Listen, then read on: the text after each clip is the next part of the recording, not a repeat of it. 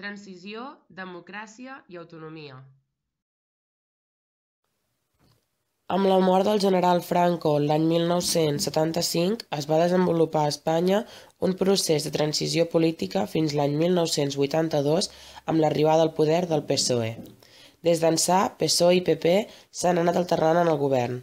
Durant aquest període, Espanya ha fet un salt modernitzador en la seva estructura política, econòmica, cultural i social. Els inicis de la transició, 1975-1978. Immobilistes, reformistes i rupturistes. Amb la mort del dictador es van presentar tres alternatives. Els immobilistes defensaven la continuïtat del franquisme, els reformistes una reforma que culminés amb una democratització del règim i els rupturistes trencar amb la dictadura i construir un sistema polític liderat per les forces democràtiques. El govern d'Àries Navarro. Joan Carles de Borbó va ser proclamat rei després de la mort de Franco i va disposar que continués al capdavant del govern Carlos Àries Navarro. Malgrat s'esperava que el govern conduís a la democratització del sistema polític espanyol, el seu programa va fer evident que apostava pel continuisme franquista amb unes lleis extremadament restrictives. Les mobilitzacions populars. Per tal de definir un programa comú de totes les forces antifranquistes, es va formar la Coordinació Democràtica amb l'objectiu de posar les bases d'un nou sistema polític. Aquestes forces antifranquistes van promoure diferents mobilitzacions populars que reclamaven les llibertats democràtiques, l'amnistia per als presos polítics i els estatuts d'autonomia. La conflictivitat laboral va augmentar i es va polititzar reivindicant salaris i demanant democràcia i llibertat. A Catalunya, al País Basc i a Madrid es van promoure manifestacions generals. Aquestes van ser fortament reprimides. El govern de Suárez i la reforma política. Els reformistes volien arribar a un pacte amb l'oposició per tal de promoure una reforma política a partir de l'evolució de les lleis i de les infraestructures franquistes. El rei Joan Carles va forçar la dimissió d'Àries Navarro imposant com a successor Adolfo Suárez. Després d'accedir a la presidència, Suárez va iniciar contactes amb les forces democràtiques i va proposar la llei de reforma política.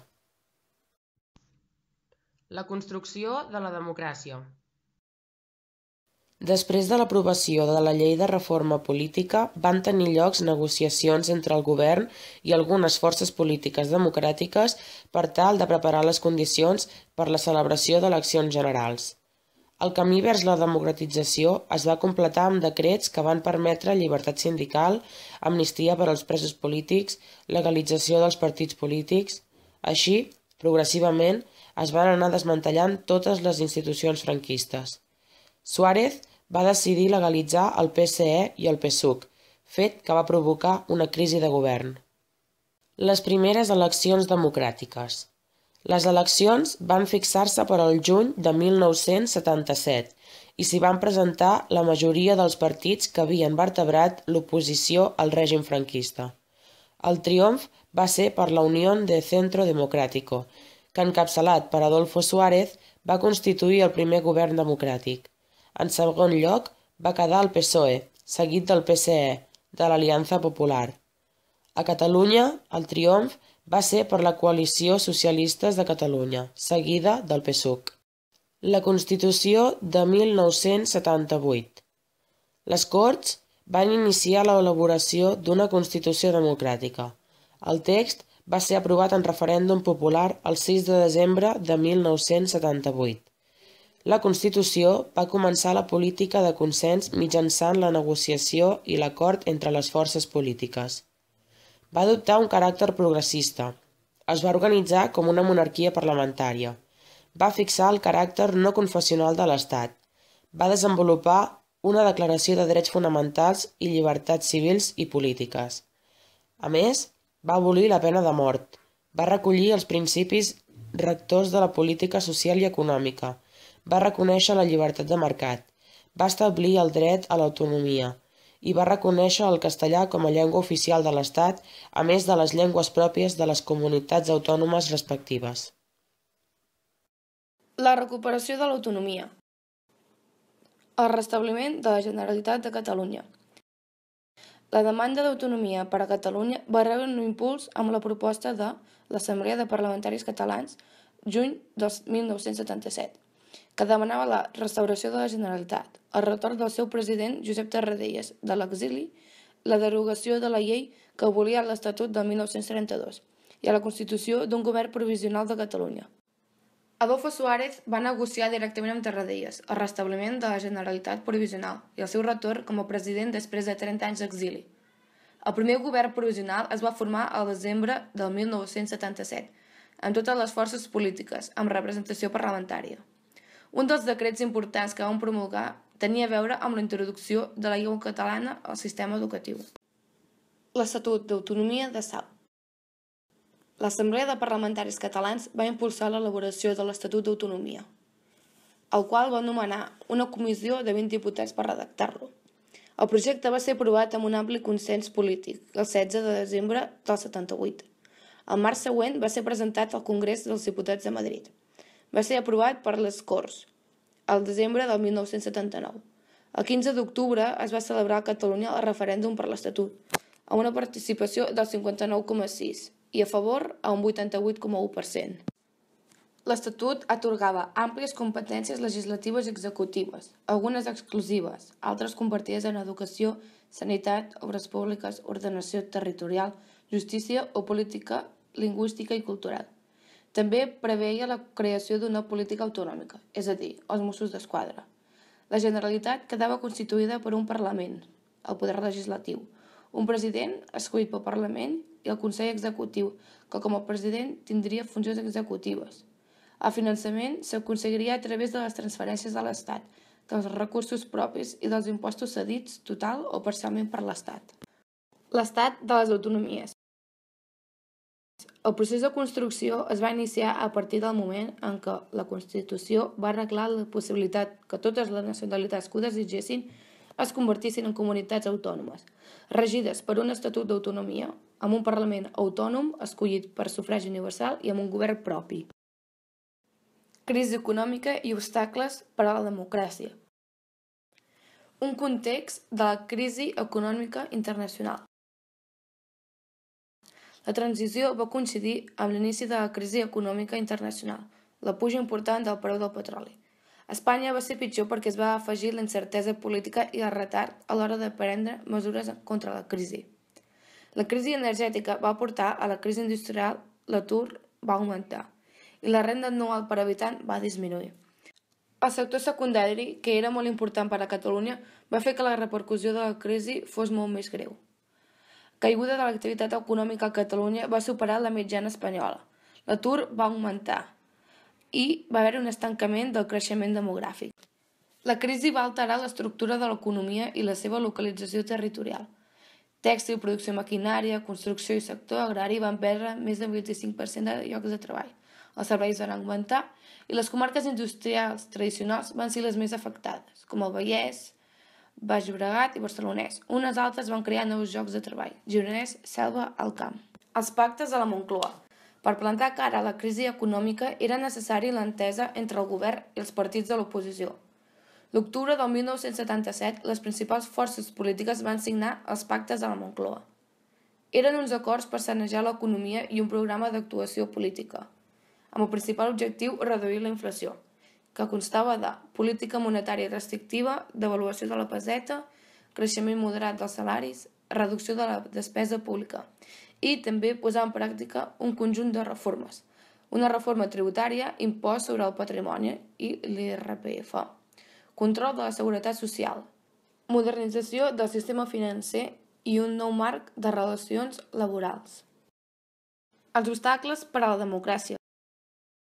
Alguns sectors promovien la violència per tal d'obstaculitzar la democràcia. Les principals amenaces provenien de l'involucionisme, del colpisme militar i del terrorisme. Involucionisme, resistència dels sectors franquistes i mobilistes al canvi democràtic. Colpisme militar, conspiracions i intents de desestabilització. En aquells anys van aparèixer el Grapo i el FRAP. Però l'activitat terrorista principal provenia de l'ETA, que refusava la Constitució del 1978 perquè aquesta no reconeixia el dret d'autodeterminació. La consolidació democràtica, 1978-1982. El segon govern de la UCD. Una vegada aprovada la Constitució, Suárez va dissoldre les Corts i es van convocar eleccions legislatives per al març del 1979, que van donar resultats molt similars a les del 1977. El triomf va ser novament per la UCD, que presidia Adolfo Suárez, seguida del PSOE i, com a tercera força, a molta distància, el PCE. La UCD va formar un nou govern, presidit també per Suárez i amb minoria parlamentària, que va continuar l'activitat reformista en la línia dissenyada pels pactes de Moncloa, amb lleis com l'Estatut dels Treballadors el 1980. Els problemes interns que hi havia a la UCD s'hi va afegir el seu fracàs relatiu a les primeres eleccions municipals democràtiques, celebrades a l'abril del 1979. A Catalunya, la majoria dels consistoris municipals van quedar en mans de l'anomenat Pacte del Progrés, integrat pel PSC, PSUC, CiU i Esquerra Republicana. Una situació similar es va produir a les eleccions autonòmiques al País Basc i a Catalunya. Degut al fraccionament de la UCD, Adolfo Suárez va dimitir el 29 de gener de 1981.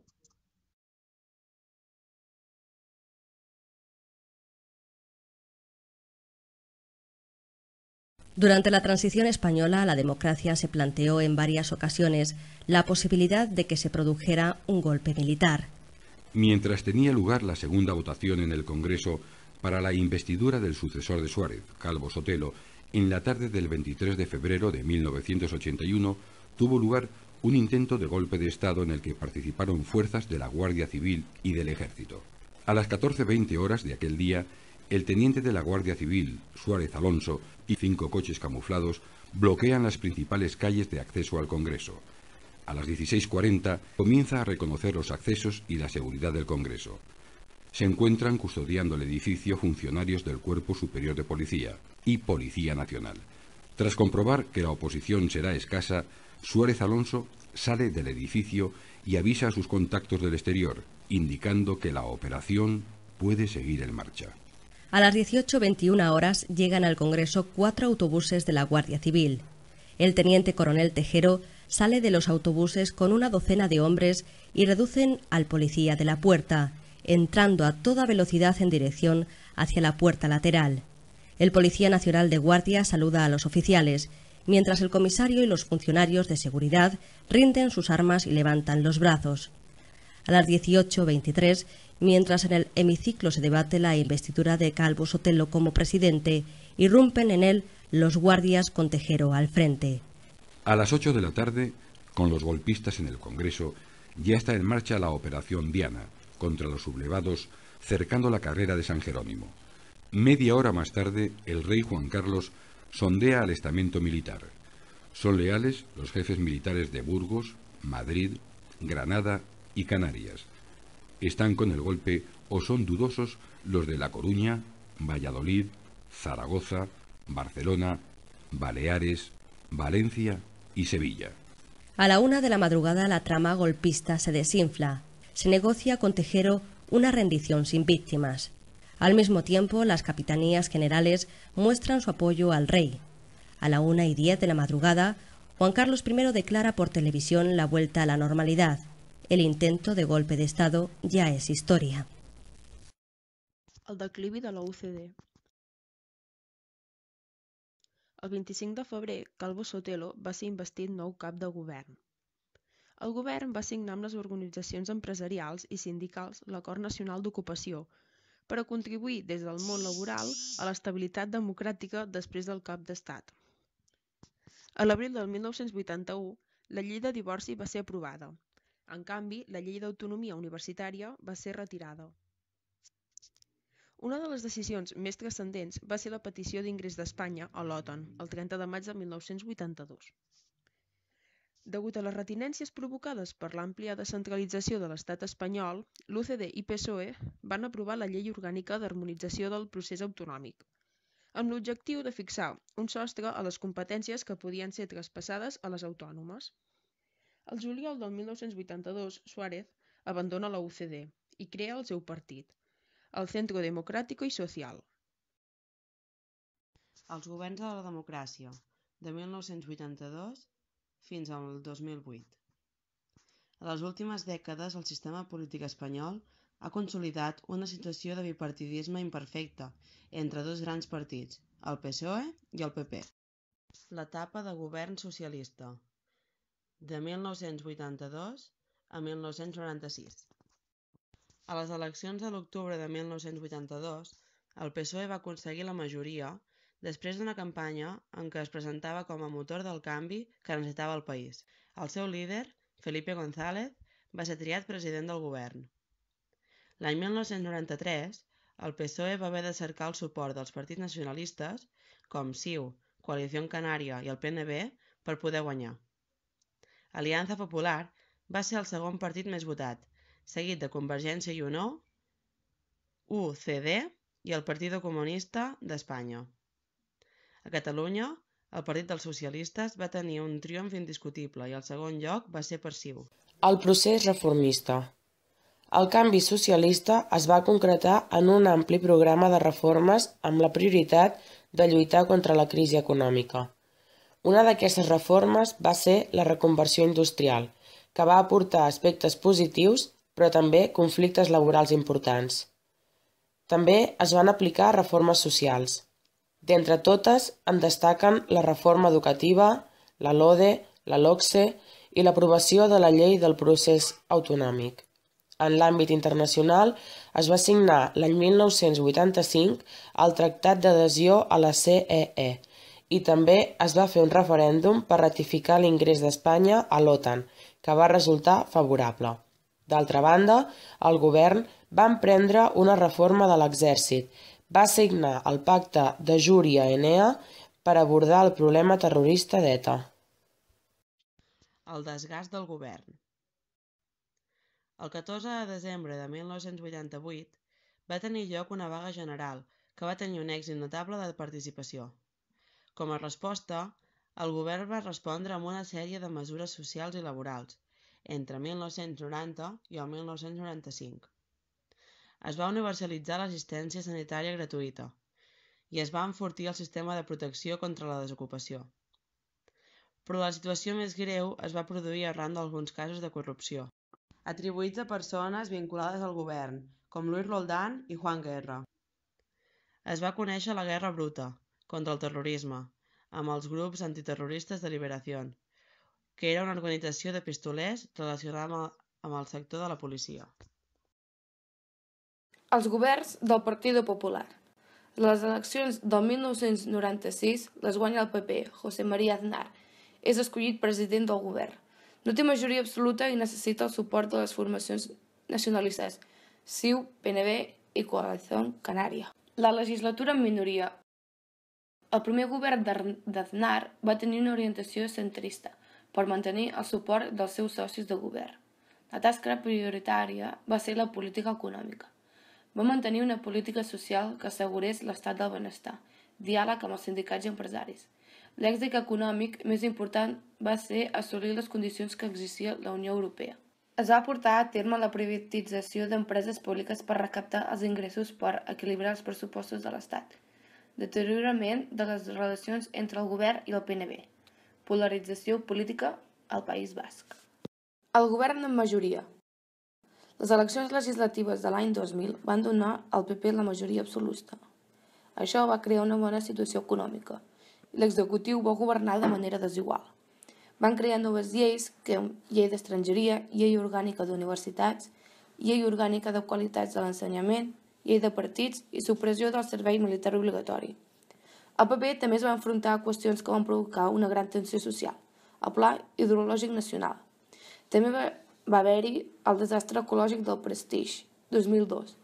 També va haver-hi reforma al subsidi d'atur que va provocar una vaga general el 20 de juny del 2002, el qual va tenir molt èxit.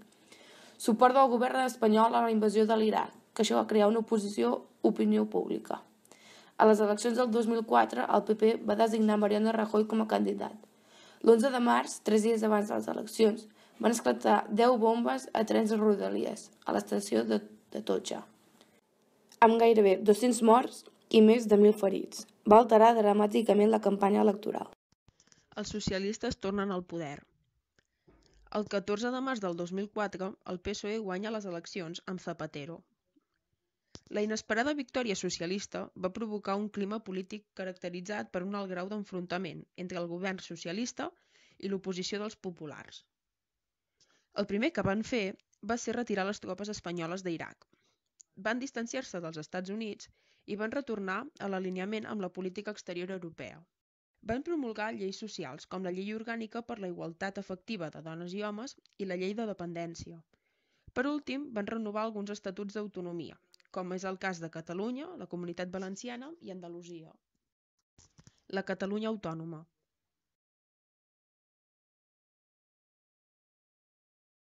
El sistema de partits de Catalunya.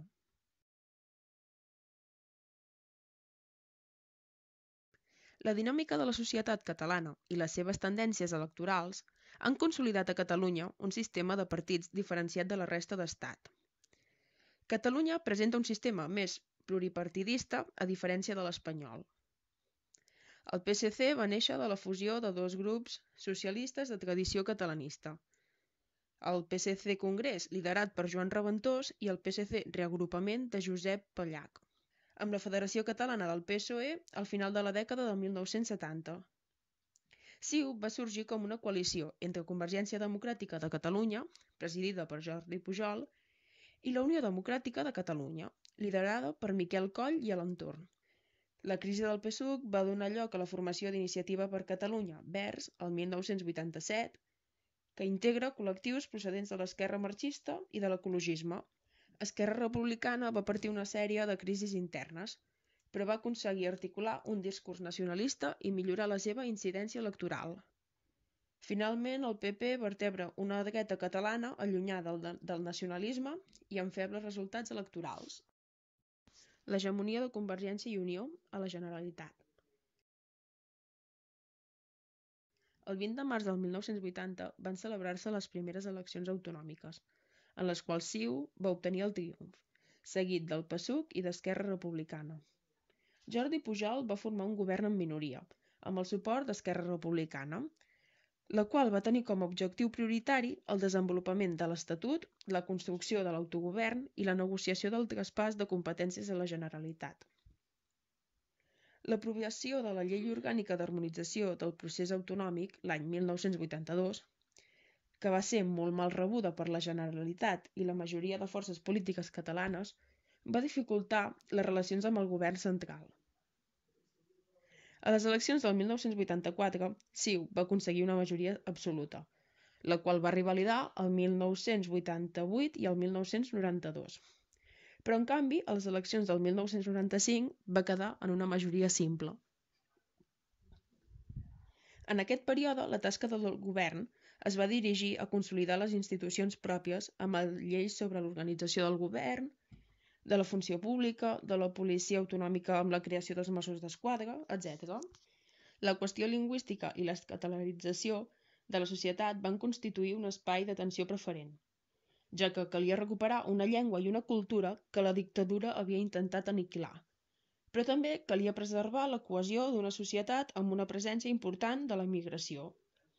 Per això es va crear la Llei de Normalització Lingüística, el 1983, que havia de servir per a la promoció del català en l'ensenyament, l'administració, la premsa, les publicacions, etc.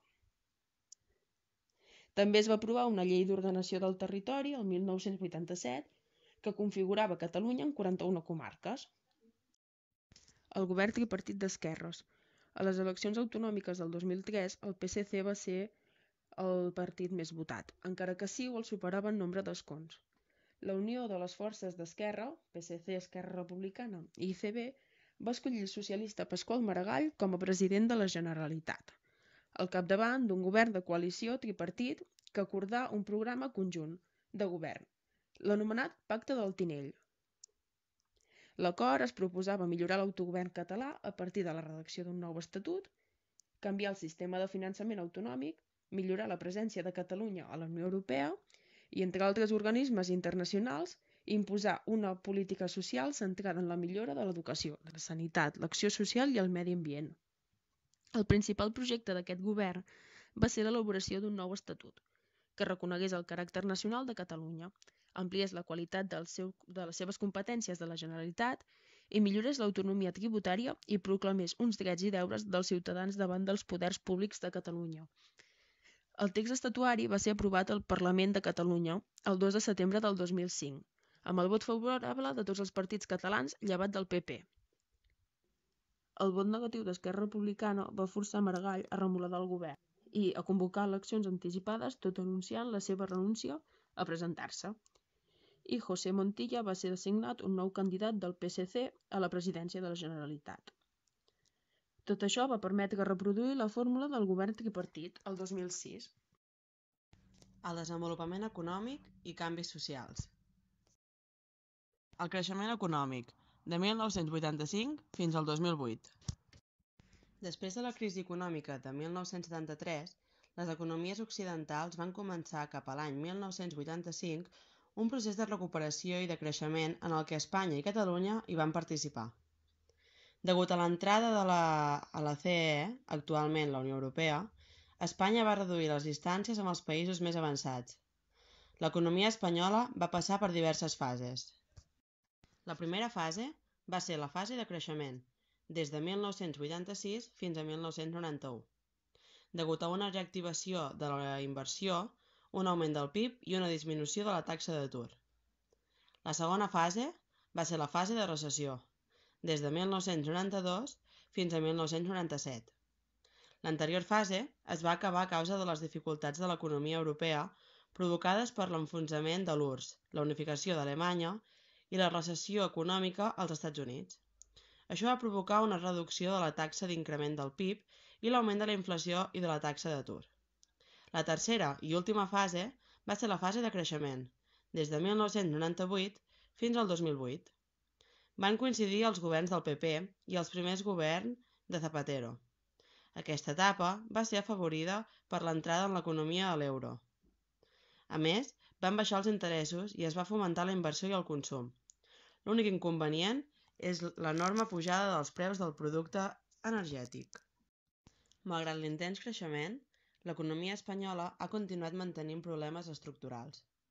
Les taxes d'atur, el dèficit exterior, endarreriment tecnològic, disminució de la productivitat en la indústria i els serveis. Malgrat això, l'economia espanyola lidera la construcció. El boom immobiliari s'ha accentuat amb la compra de segones residències per part d'estrangers, sobretot a la costa mediterrània. Pel que fa a l'economia catalana, els serveis han esdevingut l'activitat econòmica més important. L'any 2008 es va iniciar una crisi financera mundial per les anomenades hipoteques escombriaires dels Estats Units, que van provocar l'enfonsament de les borses de tot el món. La frenada de la construcció ha provocat una crisi industrial. El canvi demogràfic i social. Espanya ha deixat de ser un país d'emigrants per esdevenir un país receptor d'immigrants gràcies a la capacitat d'atracció de l'economia espanyola i de les escasses ofertes de treball als països d'origen dels emigrants. L'expansió econòmica ha fet incrementar la població ocupada a Espanya, en part gràcies a la incorporació de la dona al treball, que ha disminuït la taxa d'atur.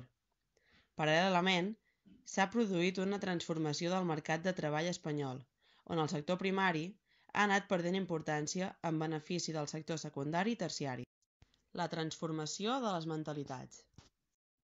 En serien exemples d'aquestes transformacions d'aquesta estructura familiar: la secularització de la societat, l'equiparació de la dona amb l'home i la generalització d'actituds més tolerants.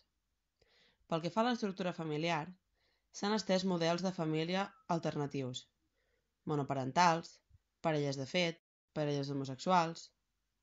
S'ha endarrerit l'edat d'emancipació dels joves de la llar familiar, degut a que s'han prolongat els estudis. Costa molt trobar feina, i ja no es fan aquells discursos autoritaris per part dels pares, sinó que tenen una actitud més tolerant. La reforma més rellevant pel que fa al sistema educatiu ha estat l'extensió de l'escolarització, obligatòria, fins als 16 anys, el que seria l'ESO. Això ha significat la incorporació de grups o sectors que abans no estaven escolaritzats. Amb això s'ha reduït, i molt, l'analfabetisme.